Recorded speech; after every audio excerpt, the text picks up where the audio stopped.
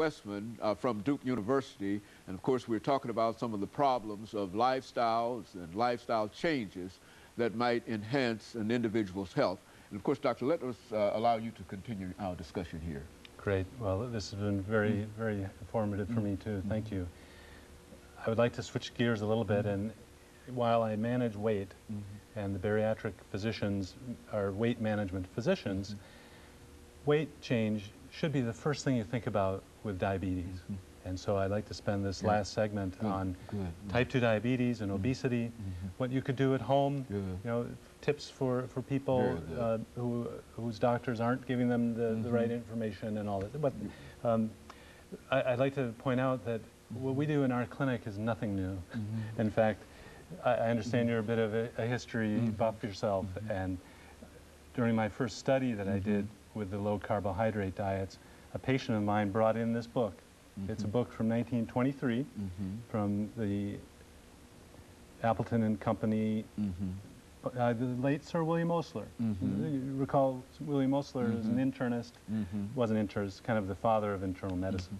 Well, this patient brought it in, knew I might be interested, and I was doing this study that nobody really thought very highly of at the time. It was low-carb diet. But you'll see here for the type 2 diabetic, now this is before insulin was available. 1921 insulin was discovered, and then it was put into practice pretty quickly, but this was before insulin. And the quantity of food required by a severe diabetic, weighing 60 kilograms, so about 130 pounds, was 10 grams of carbohydrate per day.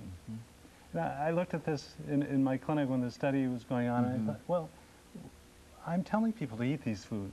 I'm telling them to eat asparagus, Brussels sprouts, cauliflower, broccoli.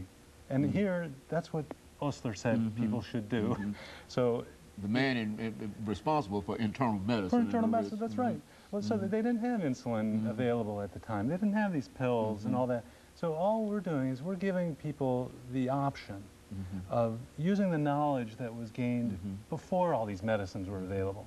So if you trace the teaching over time, and this is from 1952, the diabetic ABC, you'll see that there's a little bit of loosening, although protein and fats are at the top, animal food and fats, butter is fine, cream, olive oil, you know, is still hot today. And you can have unlimited amount of low carbohydrate, starchy vegetables, but you limit potato, the size of a hen's egg should be the size of the potato, so the starchy vegetables are reduced. But now in 1950, doctors were able to use insulin, and so they allowed the diet to become less strict and use insulin. The problem today is that diabetes, type 2 diabetes with obesity is still a very bad disease.